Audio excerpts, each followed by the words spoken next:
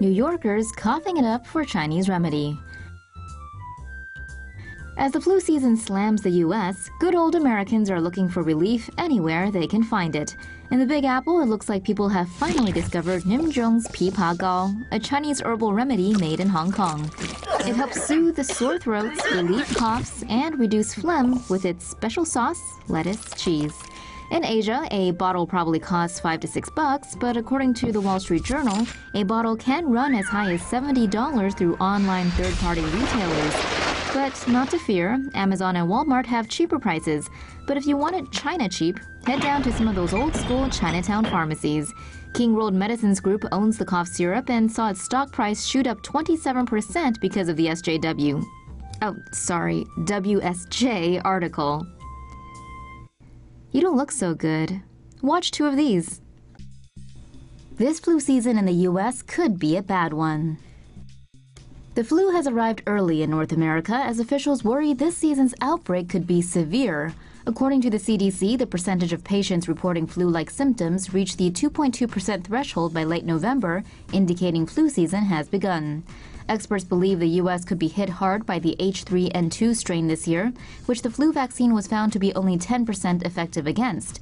Flu vaccinations cause the body to develop antibodies in about 2 weeks. These antibodies then help fight against viruses in the vaccine. The seasonal flu vaccine is designed to protect against influenza strains researchers predict will be the most common during the upcoming season. Guess they didn't predict too well this year. Anyway, you should still get shots as the vaccine still protects against other flu strains. How the flu can knock you out for good. The flu is slamming the U.S. this season and has already claimed the lives of at least 30 children.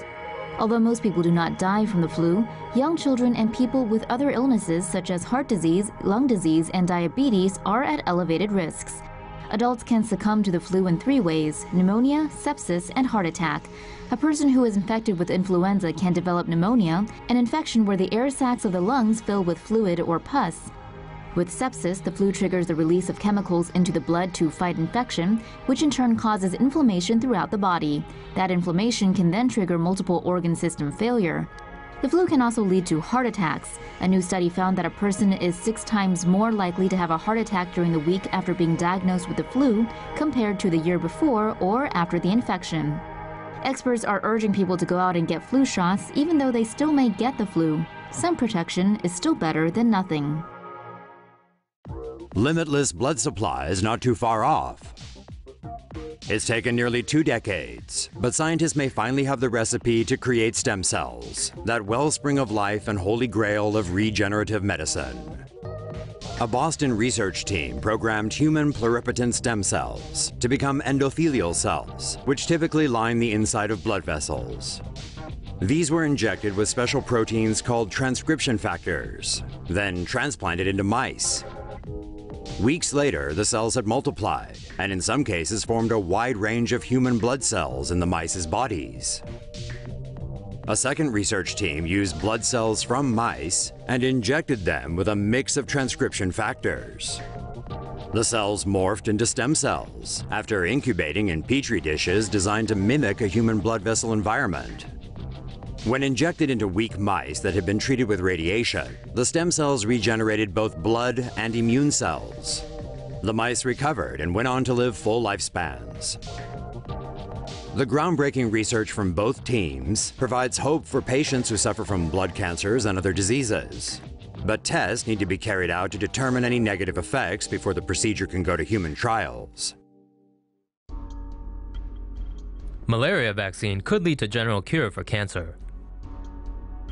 Scientists researching a vaccine against malaria in pregnant women may have accidentally discovered an effective weapon against cancer.